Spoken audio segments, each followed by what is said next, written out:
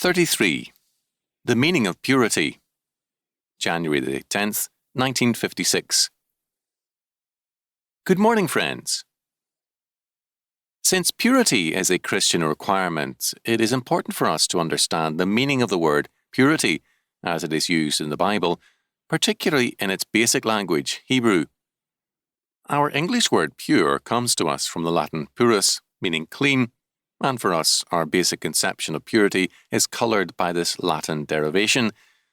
Thus, when we read the word pure in the Bible, we naturally tend to think in terms of its Latin and English meaning rather than its biblical significance. For us, therefore, pure means clean, untouched, unspotted, virginal. For us, it is something as yet unmarred by the world's grime and filth, untouched by sin and temptation, and serenely virginal in its existence. Such is the English meaning, and although there are hints of the meaning of clean in some words used for purity by the Hebrew, by and large it is not its normal significance. Several words are used in the Bible which are given a common translation into English as pure.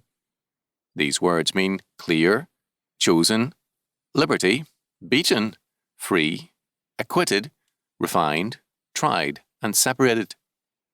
Thus, when Psalm 19:8 says that every, quote, commandment of the Lord is pure, end quote, it means that every commandment is clear, and more than that, light-giving, like the sun.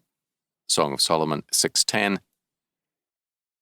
Psalm 12:6 points clearly to the meaning of pure when it declares, quote, the words of the Lord are pure words, as silver tried in a furnace of earth, purified 7 times, end quote.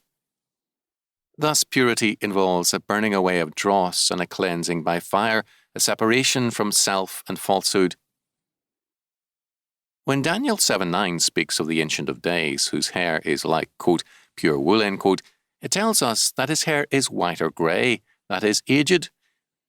But the word used for pure here means free, innocent, acquitted, ideas which, instead of being associated with unspotted childhood, as in English, are here associated with unlimited age and experience. Again, when 1 Kings 5:11 speaks of, quote, 20 measures of pure oil, end quote, it means 20 measures of beaten rather than crushed oil, the oil being extracted by beating. These few illustrations are enough to indicate the radical difference between our common English conception of purity and the biblical doctrine of purity. The English word tends to assume that purity is a condition inherent in certain things from the beginning. Our common assumption relates the word pure to the words virginal and unspotted. For us, purity can be pictured as a little newborn lamb or a pink fresh baby. The biblical concept of purity assumes instead an original impurity, and purity comes about as a result of a process of refinement, choosing, separation, cleansing, beating, burning, and freeing. To be pure in the biblical sense, one is more likely to be old in experience, tried in the fire of affliction, burned and cleansed by temptation, met and eventually overcome, beaten by experiences until the dross in our being is purged from us, and separated out of our selfhood and falsehood for the Lord's use. Thus, purity is not something we lose as we grow up, but something we struggle to gain by the grace of God throughout life's trying experiences and through life's experiences. Thus, instead of being a past fact, purity is for the Christian a present struggle and burning and a future victory. The Lord chooses us, that is, purifies us in the furnace of experience received from the hand of the Lord and in His Spirit.